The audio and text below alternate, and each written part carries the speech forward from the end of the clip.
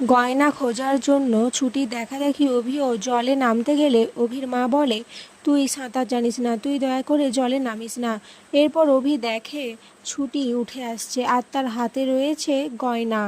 স্বর্ণলতা এরা দেখে খুবই খুশি হয়। অভির মা বলে, দেখেছেন মা, শুধু আমাদের হারিয়ে যাওয়া গয়না নয়, তার সাথে পরি যেদিন হারিয়ে গেছিল আমাদের সেই পালক, সেটাও এসেছে দেখুন, ছুটির শাড়িতে লেগে রয়েছে। অভি এটা দেখে অবাক হয়ে যায়।